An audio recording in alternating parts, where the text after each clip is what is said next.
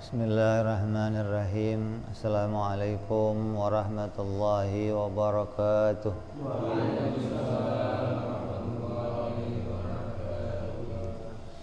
Al-Fatihah ila ruhi sayyidina wa habibina wa syafi'ina Rasulillah Sayyidina Muhammad ibn Abdullah sallallahu alaihi wa ala alihi wa ashabihi wa azwajihi wa dhurriyyatihi أن الله يعلي درجاتهم في الجنة وينفعون بأسرارهم وأنوارهم وعلومهم ونفحاتهم وبركاتهم في الدين والدنيا والآخرة ويجعلنا من حزبهم ويرزقنا محبتهم ويتوفنا على ملتهم ويحشرنا في زمرتهم بالعافية والسلامة لهم الفاتحة. أعوذ بالله من الشيطان الرجيم بسم الله الرحمن الرحيم الحمد لله رب العالمين الرحمن الرحيم مالك يوم الدين إياك نعبد وإياك نستعين اهدنا الصراط المستقيم صراط الذين أنعمت عليهم غير المغضوب عليهم ولا الضالين آمين بسم الله الرحمن الرحيم نويت تعلما وتعليما وتذكرا وتذكيرا ونفعا والانتفاع والإفادة والاستفادة والحثا على التمسك بكتاب الله وسنة رسول الله صلى الله عليه وسلم والدعاء إلى الهدى والدلالة على الخير ابتغاء مرضاته وقربه وثوابه وحسن الخاتمة مع اللطف والعافية وصلاح العاقبة. بسم الله الرحمن الرحيم.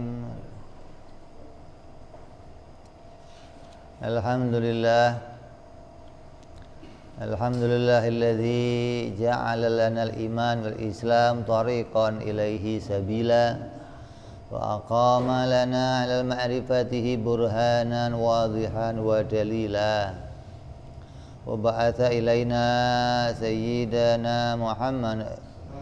Sayyidana Muhammad ibn Abdullah sallallahu alaihi wa ala alihi wa sahbihi wa sallam rahmatan lana wa mutammiman limakarimil ahlaki wa rasula wa salatu wa salamu ala sayyidil mursalin Sayyidina Muhammadin wa ala alihi at-tahirin wa ashabihi al-mujahidin ma sabbaha musabbihun bukratan wa asila. Qala musanniful kitab rahimahullah wa nafa'ana bihi wa bi ulumihi fid dharain. Allahumma aftah qulubana futuhal arifin wa bi hikmatika wansur alaina bi rahmatika ya arhamar rahimin. Ila anqal. Kemarin sudah kita bahas hukum wajib, mustahil, jaiz.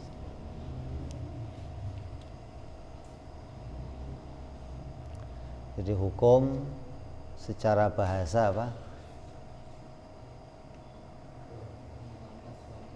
Hukum secara bahasa pengertiannya apa? Penghalang. Maka orang yang menghalangi namanya hakim. Menghalangi seseorang melakukan kezaliman pada orang lain, itu namanya hukum secara bahasa. Tapi yang mau kita bahas di sini bukan hukum secara bahasa, tapi secara istilah atau terminologi. Hukum secara istilah itu pengertiannya menetapkan sesuatu pada sesuatu atau menolak sesuatu pada sesuatu. Contoh, menetapkan sesuatu pada sesuatu. Contoh, Budi tidur. Budi itu sesuatu, tidur itu sesuatu. Ketika kalimat budi dan tidur dijadikan satu, maka itu namanya hukum. Menetapkan sesuatu pada sesuatu. Lah menolaknya bagaimana? Budi tidak tidur. Menolak sesuatu pada sesuatu. Itu namanya hukum. Jadi apapun yang kamu bicarakan setiap waktu, kalau mau diukur pakai ilmu tauhid, mau diukur pakai hukum akal, itu setiap waktu kamu menetapkan hukum sebenarnya. Cuman tidak sampai pada wajib, mustahil, jaiz. Kamu hanya menggandengkan sesuatu dengan sesuatu. Makanya ini perlu dipelajari biar kamu sampai pada menetapkan hukumnya. Lah ketetapan yang mau dibicarakan dalam ilmu tauhid cuma 3. Ketetapannya itu namanya wajib, atau namanya mustahil, atau namanya jaiz. Jadi gandengan sesuatu dengan sesuatu itu mau ditetapkan wajib, mustahil, atau jaiz. Yang wajib artinya sesuatu yang tidak pernah tiada dari sesuatu yang lain. Apabila keduanya itu tidak pernah tiada, maka diputuskan hukumnya namanya wajib. Kalau keduanya itu tidak pernah bisa bergandeng, namanya mustahil. Kalau keduanya itu boleh bergandeng, boleh pula tidak bergandeng, namanya jaiz. Lah begitu. Cuman 3 keputusannya. Allah Tuhan. Itu harus diputuskan hukumnya apa? Allah bukan Tuhan. Kalau kamu nggak bisa mutusin ini, berarti kamu hanya ngomong doang tanpa tahu ketetapan hukumnya. Maka pentingnya kamu menetapkan wajib, mustahil, jaiz, biar ketetapannya pun kita tahu. Ini hukum ini menetapkan apa nih? Karena kalau ada hukum tadi ada hakim. Maka kalau diukur pakai hakim, yang mau kita bahas sekarang namanya hakimnya hakim akal. Jadi kita sudah ngerti yang namanya hukum itu menetapkan sesuatu pada sesuatu. Nah sekarang tinggal kamu praktekin aja tiap hari, kamu ngelihat apa, kamu mandang apa, kamu ngomong apa, terus kamu putuskan hukumnya. Burung terbang, burung tidak terbang. Api panas, api tidak panas. Terus begitu. Obat menyembuhkan, obat tidak menyembuhkan. Ini menetapkan sesuatu atau menolak sesuatu pada sesuatu. Lah gunanya hukum ini untuk menetapkan apa yang menjadi hak-haknya Allah Subhanahu wa ta'ala, dan menetapkan apa yang menjadi haknya para Rasul alaihi wassalatu wassalam, dan pula menetapkan apa yang menjadi keadaan kita sebagai makhluk. Maka dikatakan man arafa nafsahu faqad arafa rabbahu. Siapa yang kenal dirinya maka akan kenal Tuhannya. Maknanya siapa yang mengenal ketetapan dirinya, tahu yang wajib pada dirinya, tahu yang wajib pada Allah, tahu yang wajib pada para rasul, tahu yang mustahil pada dirinya, tahu yang jaiz pada dirinya, maka akan tahu pula yang mustahil pada Allah, yang mustahil pada para rasul alaihimussalatu wassalam. Kita contohkan perkara yang wajib pada benda. Setiap benda bertempat. Benda itu bertempat. Hukumnya apa? Hukumnya wajib. Hukum wajib itu bisa diputuskan apabila kamu sudah bisa menetapkan penolakannya. Jadi benda bertempat. Bicarakan dulu sebaliknya, benda tidak bertempat. Nah, baru keduanya mau diputuskan. Kalau benda bertempat itu mau ditetapkan wajib, berarti benda tidak bertempat hukumnya mustahil. Karena wajib itu adepannya selalu mustahil. Kalau nggak ada hukum mustahil, nggak akan ada hukum wajib. Jadi keduanya ini, hukum ini nggak bisa dipisahkan. Kalau ada hukum wajib, hadapannya selalu ada hukum mustahil, gitu loh. Sebaliknya jaiz, kalau hadapannya jaiz ya jaiz lagi, seperti benda bergerak. Hukumnya apa? Benda tidak bergerak. Benda bergerak hukumnya apa? Wajib. Ini benda gerak, jaiz. Benda tidak bergerak, jaiz. Nah itu begitu. Maka kalau kamu bisa menemukan benda itu bergerak, bisa ditemukan. Artinya akal bisa menggambarkannya, benda itu bergerak. Sebaliknya benda tidak bergerak, akal bisa menggambarkannya, akal bisa menerimanya. Maka diputuskan benda itu bergerak hukumnya jaiz, benda tidak bergerak hukumnya jaiz. Karena gerak dan diam bagi benda itu hukumnya adalah jaiz. Begitupun pada Allah Subhanahu wa ta'ala. Apa yang wajib pada Allah? Allah ada, Allah tiada. Allah ada hukumnya apa? Wajib. Berarti Allah tiada hukumnya mustahil. Nabi benar, Nabi tidak benar. Nabi benar hukumnya apa?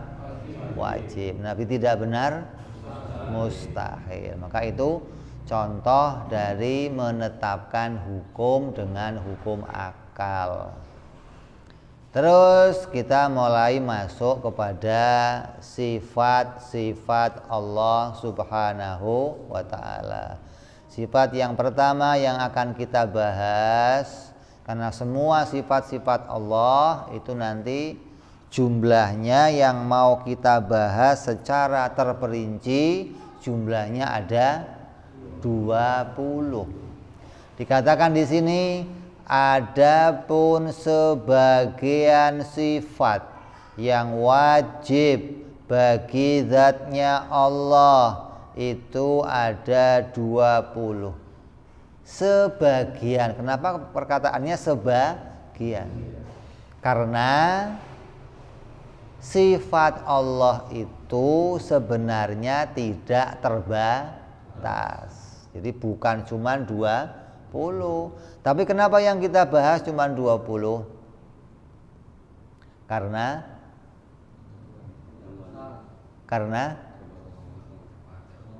kemampuan kita terbatas gitu loh.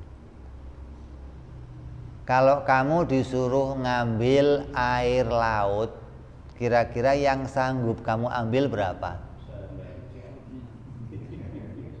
Kenapa seember? Nah begitu.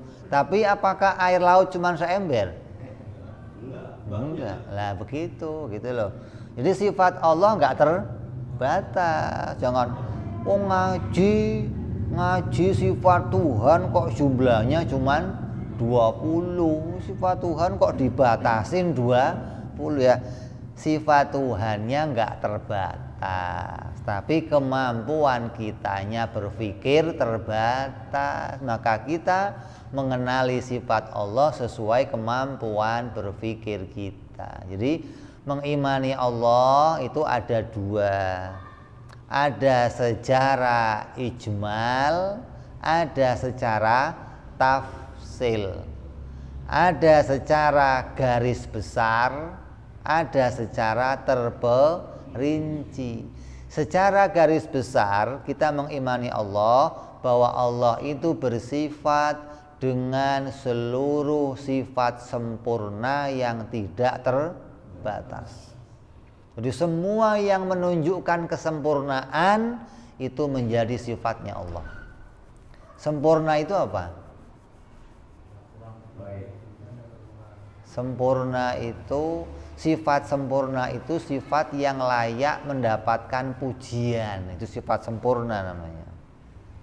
Sebaliknya, sifat yang tidak sempurna, sifat yang tidak layak mendapatkan pujian. Jadi segala sifat yang sempurna itu adalah haknya Allah Subhanahu wa ta'ala. Dan sifat sempurna itu enggak terbatas.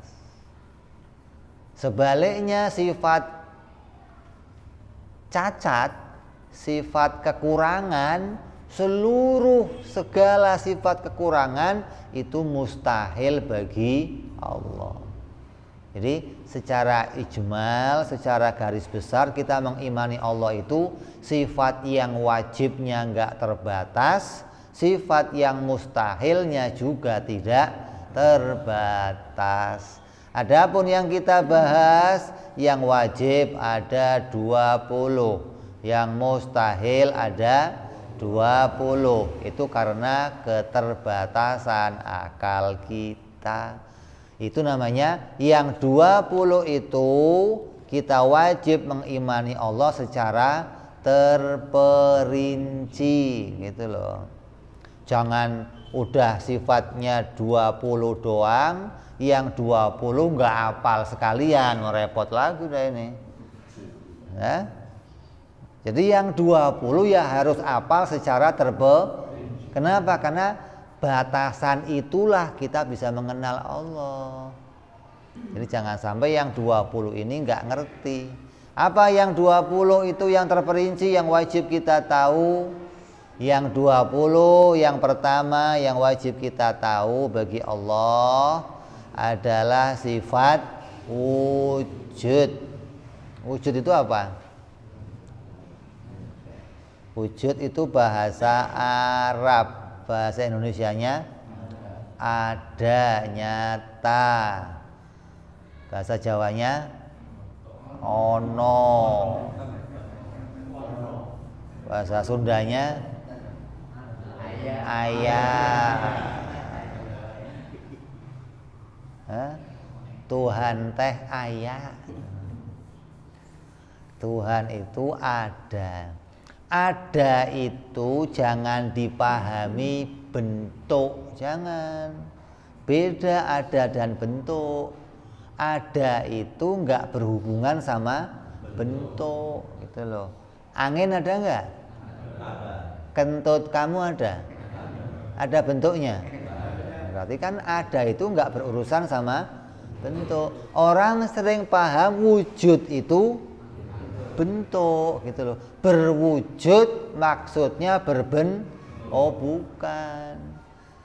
Kalau wujud yang dimaksud bermateri atau berbentuk itu wujudnya benda. Setiap benda berwujud artinya bermateri. Entah itu padat, entah itu cair, entah itu gas, itu wujudnya benda. Jangan digambarkan pada Allah juga begitu. Kita hanya disuruh iman Allah itu ada. Ada itu apa? Ada itu secara mudah sesuatu yang bisa dilihat. Itu ada. Atau sesuatu yang bersifatan. Sesuatu yang mempunyai sifat, sesuatu yang bersifat, maka sesuatu itu ditemukan keadaannya. Sebaliknya, sesuatu yang disebut tiada itu sesuatu yang tidak ditemukan keadaannya. Maka kamu tiap hari ditanya, gimana keadaan kamu? Tandanya kamu itu ada, karena ditemukan keadaannya. Nah kalau kamu nggak dijumpai keadaannya, berarti kamu itu nggak ada, gitu loh. Makanya kalau ditanyain keadaannya, nanya aja lo keadaan. Loh berarti kamu masih ada bro, gua tanya bro, begitu. Kalau udah nggak ada, gua nggak nanya lagi dah, gitu. Ngapain nanya nggak ada gitu. Mumpung masih ada, gua tanya keadaannya, gitu loh. Gimana keadaan kamu? Hari ini sehat, saya keuangan lancar, istri baru mau nambah gitu, anak masih tetap gitu, itu keadaan kamu jelas namanya.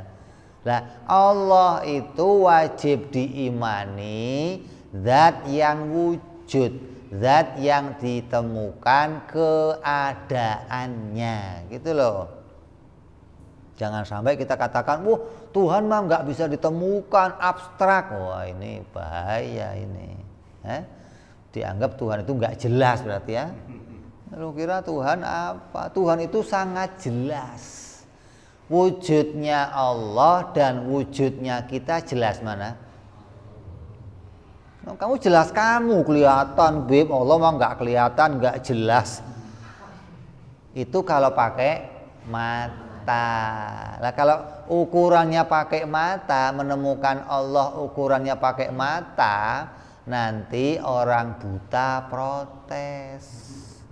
Atau orang buta enak aja, gua gimana nemu Allah, nggak bisa ngelihat gua dong.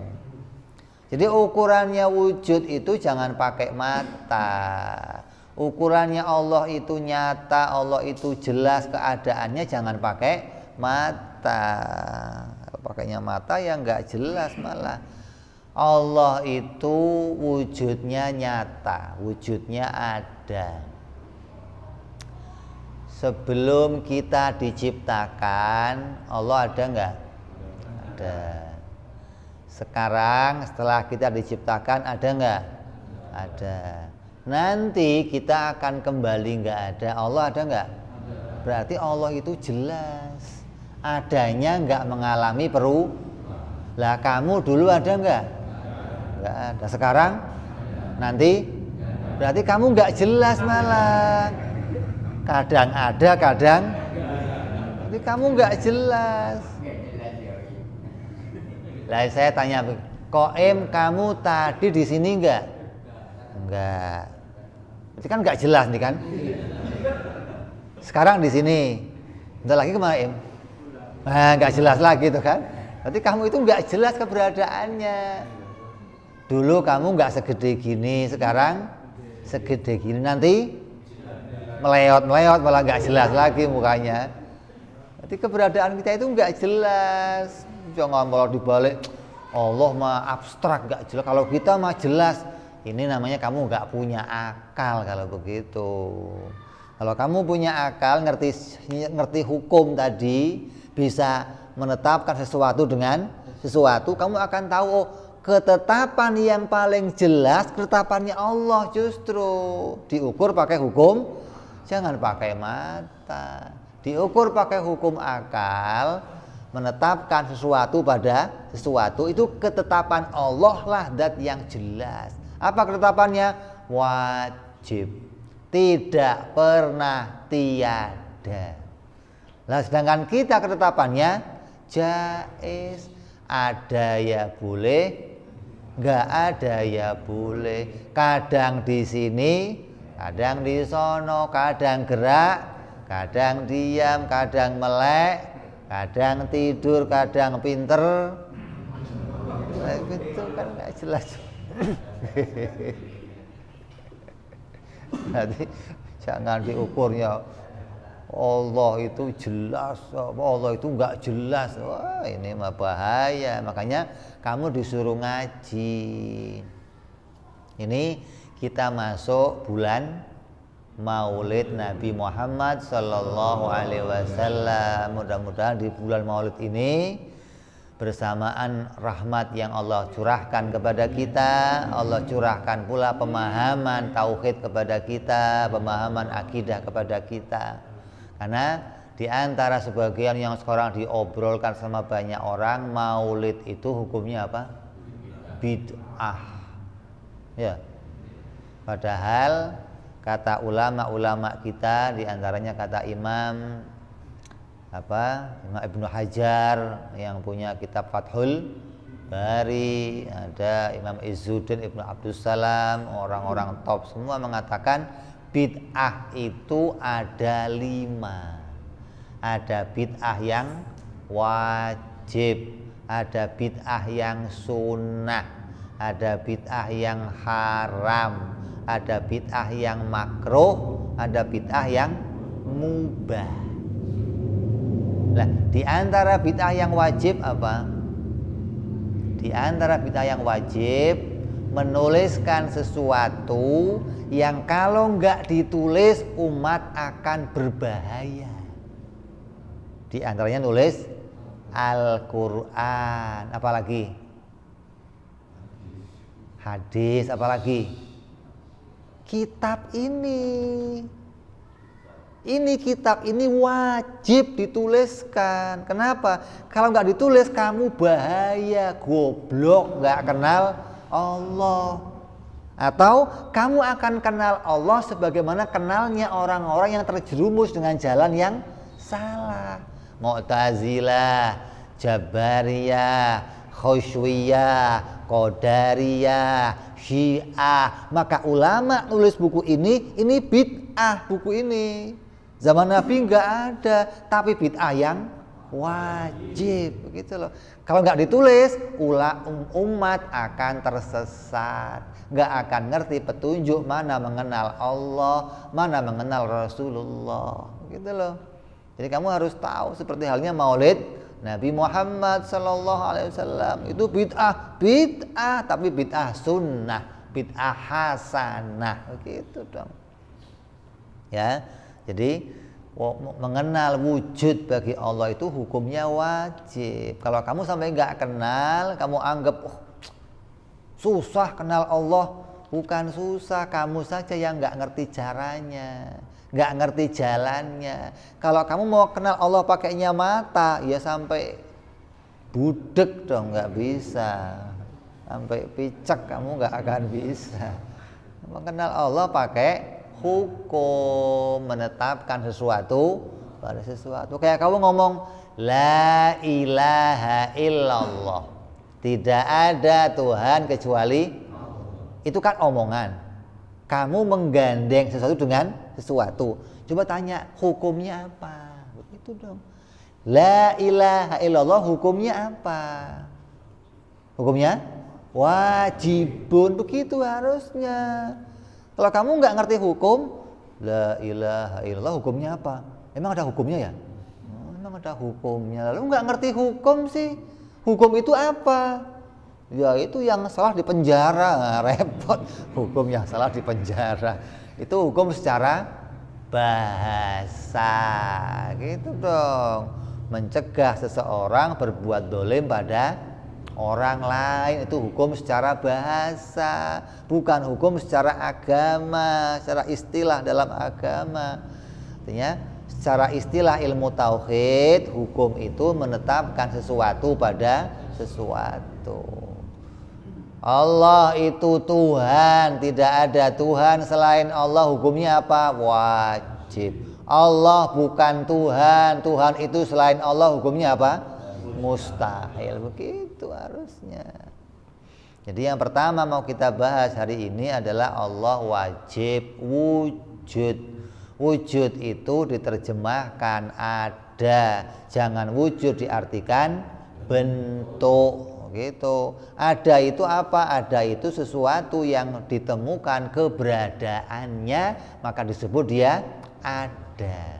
Andai kita dibukakan hijab, kita akan melihat Allah Subhanahu wa taala dengan jelas. Kata Nabi, nanti orang-orang mukmin di dalam surga akan melihat Allah sebagaimana kamu melihat bulan purnama.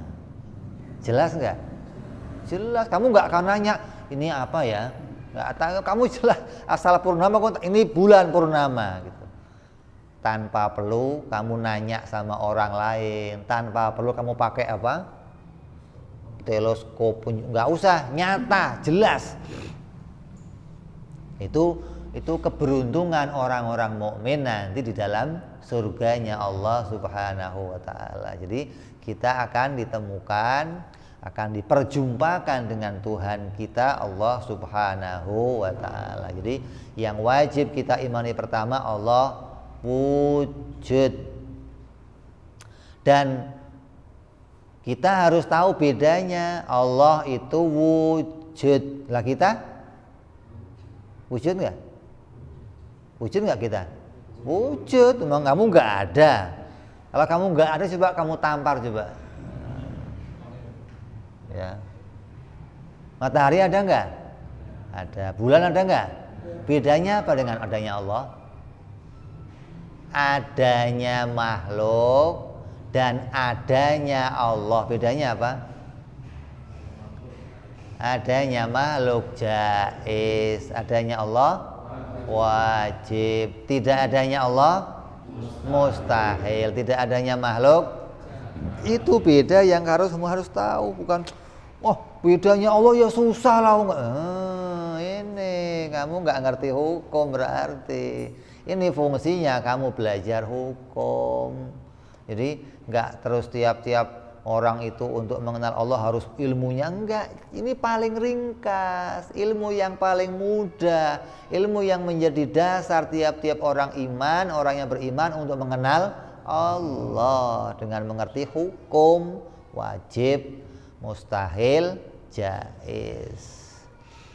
Di Allah itu wajib ada. Kalau kita jaiz adanya.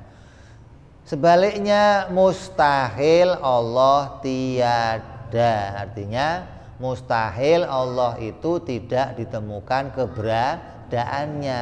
Mau ada alam ataupun enggak ada alam, Allah wajib ada.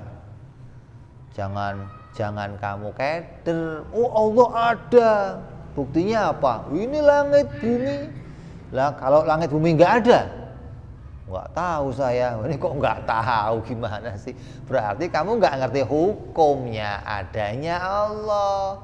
Kalau kamu ngerti hukum adanya Allah itu wajib, ada dan Allah itu wajib, maknanya ada itu nggak pernah tiada pada dirinya Allah. Adanya Allah itu nggak pernah terpisah dari dirinya Allah. Hingga mau ada alam atau nggak ada alam, Allah tetap wajib ada. Begitu. Maka dikatakan wajib adanya Allah itu digandeng dengan mustahil tiada. Jadi adanya wajib, tiadanya mustahil. Gak boleh kamu cuma tahu adanya aja, gak boleh. Makanya anak-anak kita hafal sifat 20 Allah wujud, qidam, maka itu belum cukup. Kenapa? Karena dia belum tahu mustahilnya, gitu loh.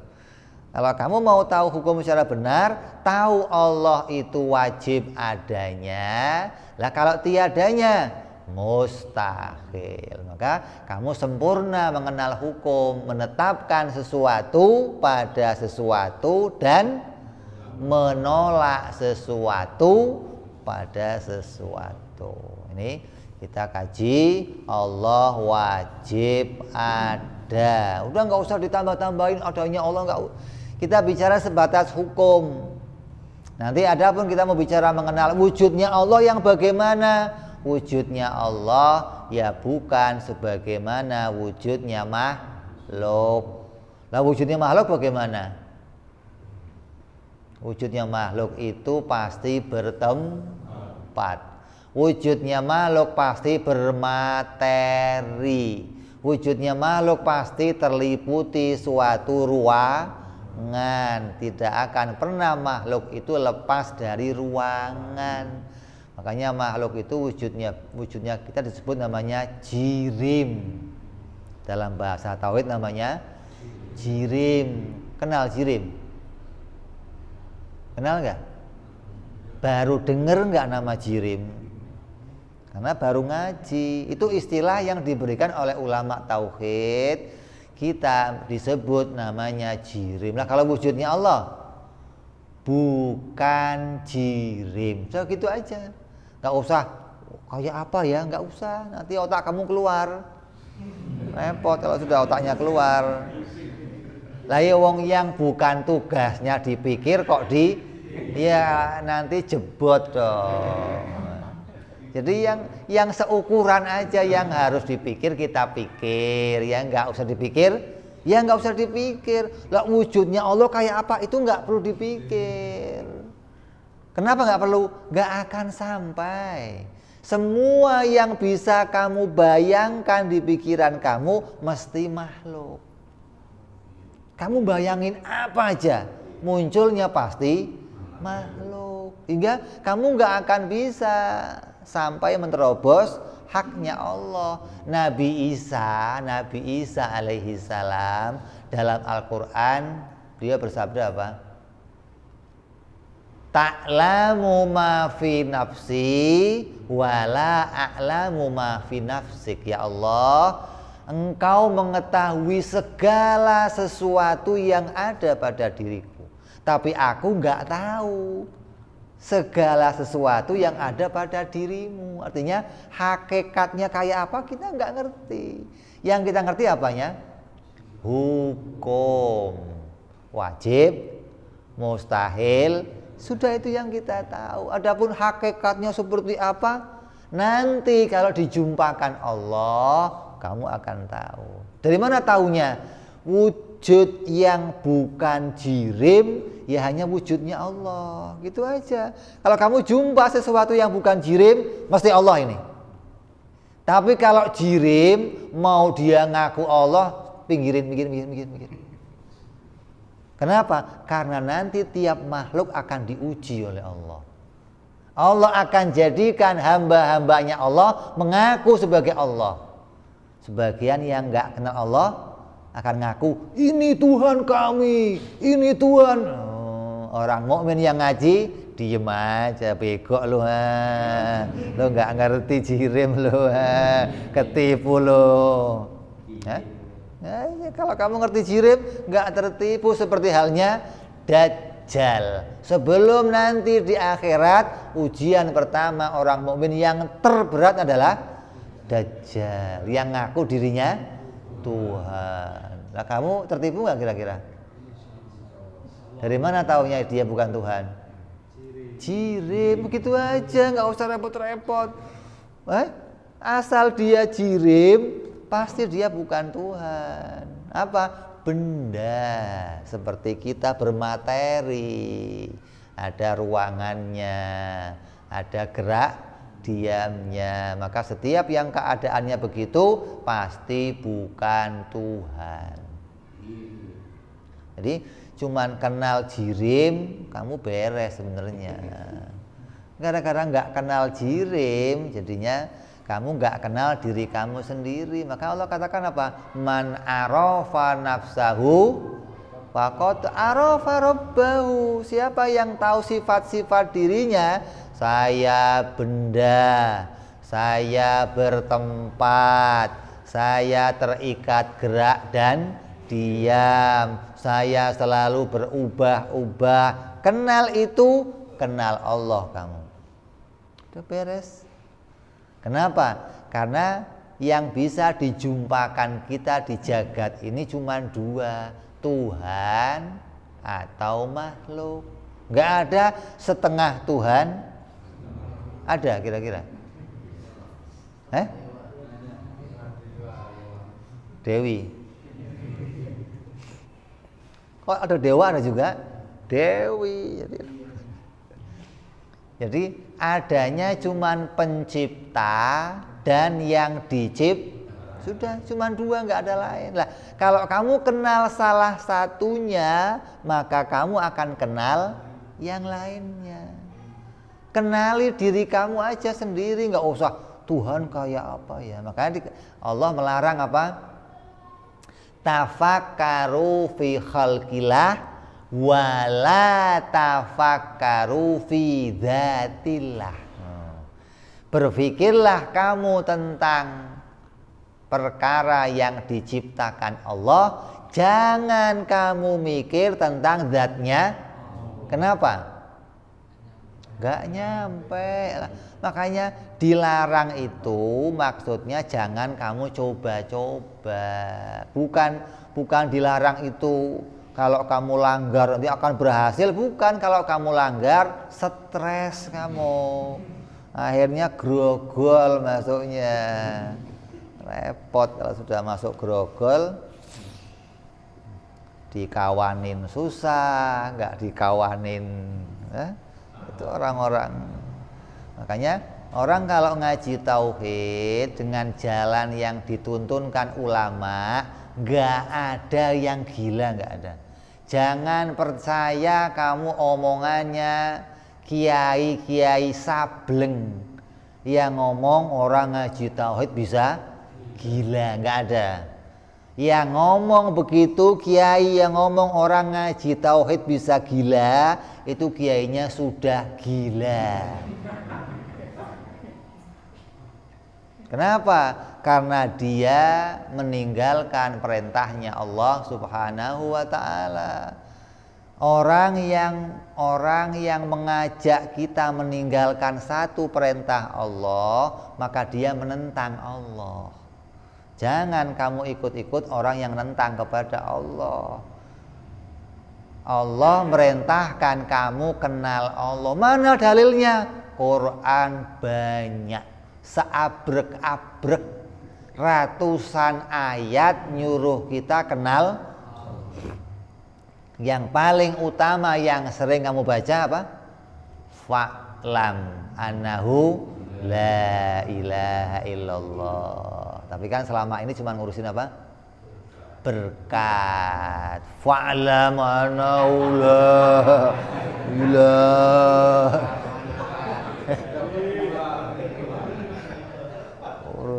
Padahal itu ayat penting untuk kenal Allah, cuma buat ngurusin tahlil doang.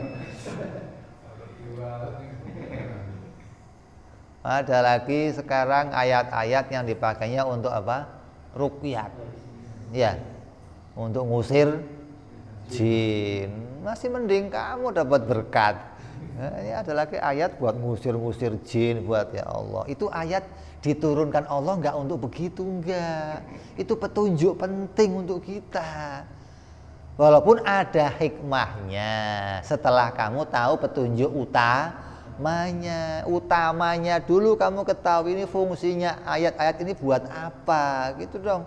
Jangan fungsi utamanya enggak ngerti, fungsi sampingannya ngerti, kan repot. Malah kamu lihai fungsi sampingannya daripada fungsi utamanya. Punya motor bagus, diparkir di rumah buat apa? Ini kalau saya mau naik kurang tinggi naik motor. buat bancik doang motor. Padahal fungsinya motor bukan buat itu. Jadi jangan sampai kita salah menetapkan dalil atau petunjuk yang Allah berikan kepada kita. Semua petunjuk itu petunjuk penting untuk kita mengenal Allah Subhanahu wa ta'ala. Dalil yang Allah ciptakan ada dua. Ada dalil lafziyah, ada dalil kauniyah. Gitu loh. Ada ayat-ayat yang tersurat, ada yang tersirat gitu loh. Yang tersurat mana? Al-Quran, hadis, itu ayat yang tersurat langsung Allah ciptakan, Allah perintahkan malaikat Jibril untuk membawanya kepada kita. Ada bentuknya Injil, Zabur, Taurat, dan yang paling utama untuk kita adalah Al-Quranul Karim. Itu ayat-ayat yang tersurat. Nah, ada pula ayat yang tersirat. Jelas mana? Nah, jelas mana yang tersurat sama yang tersirat? Tersurat. Jadinya akil sirot akhirnya. Surat enggak, sirat enggak, sirot akhirnya. Kata Kiai Akil Sirot, Allah itu, adanya Allah itu di Quran enggak ada. Artinya dalil wujudnya Allah enggak ditulis secara tersurat dalam, dan emang enggak perlu. Kenapa? Sudah jelas dengan wujudnya alam semesta gitu loh. Alam raya yang segini gedenya ini sudah menunjukkan secara jelas kalau Tuhan itu ada. Kalau penciptanya pasti wujud, itu sudah sangat jelas. Nggak usah ditulis lagi. Kayak ini.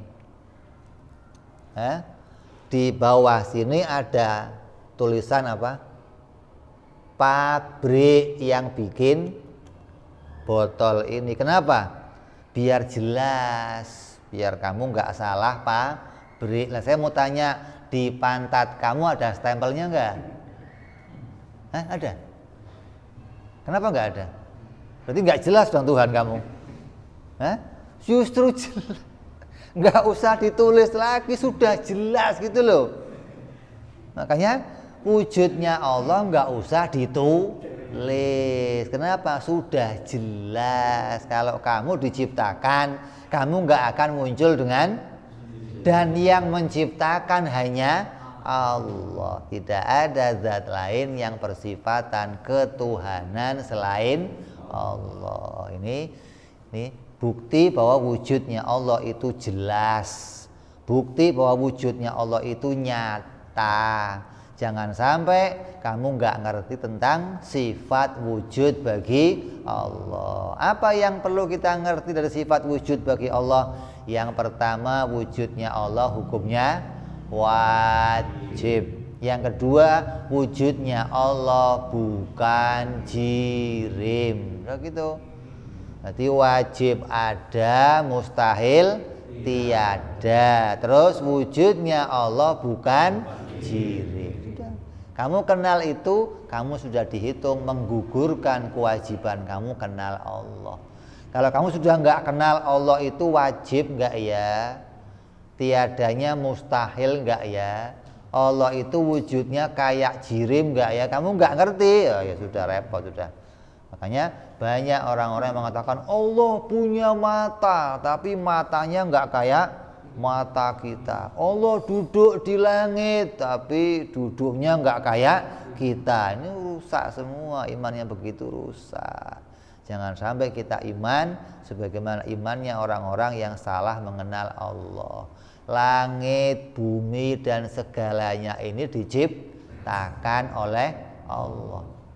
Ya, adanya Allah itu langit, bumi, dan segalanya, tempat ini belum ada semua, Allah ada. Jadi Allah itu nggak butuh tempat. Adanya Allah nggak butuh tempat. Sedangkan kita diciptakan oleh Allah itu selalu bergandengan sama tempat. Karena kita nggak bisa pisah dari tempat. Kalau Allah nggak butuh tempat. Jadi yang mengatakan Allah bertempat di atas mesti nggak ngerti hukum. Mesti dia nggak ngaji secara benar. Jadi kita diperintahkan mengenal ini agar kita kenal Allah. Jangan sampai mengikuti pahamnya orang-orang di luar ahlu sunnah wal jamaah. Dan kita terima kasih, bersyukur kita mendapatkan tuntunan dari para ulama-ulama kita yang suka rela mereka menuliskan panduan-panduan kepada kita.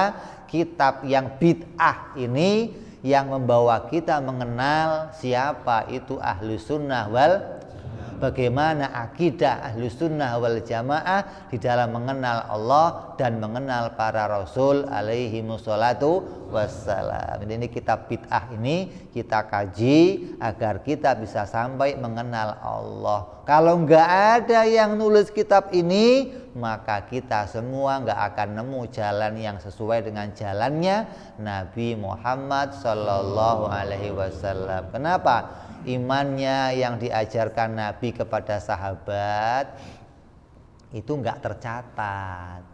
Nabi mengajarkan sahabat iman langsung 13 tahun dididik oleh Nabi. Sahabat ngajarin ke tabi'in. Begitupun sahabat ngajar ke anak-anaknya, terus dididik anak-anaknya. Anaknya ngajar ke anaknya lagi.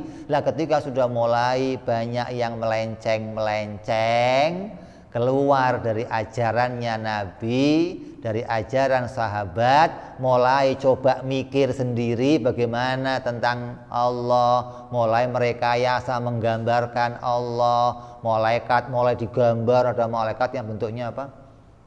Perempuan, ada yang wajahnya sayapnya kayak kuda, kayak macam-macam, mulai begini-begini. Maka ulama-ulama ini prihatin dan mulai menuliskan panduan-panduan tentang mengenal Allah dan mengenal Rasul secara benar. Makanya kita hari ini bisa mengkaji kitab ini, kita bersyukur kepada Allah Subhanahu wa taala yang menjadikan para ulama-ulama kita dengan sukarela memberikan panduan, memberikan kitab-kitab ini agar kita bisa memahami secara benar hak-haknya Allah dan hak-haknya para Rasul alaihi wassalatu wassalam. Dengan begitu kita bisa mengenal diri kita sendiri. Mudah-mudahan apa yang kita kaji membawa kita bisa sampai punya iman yang benar, iman yang diridhoi oleh Allah Subhanahu wa taala,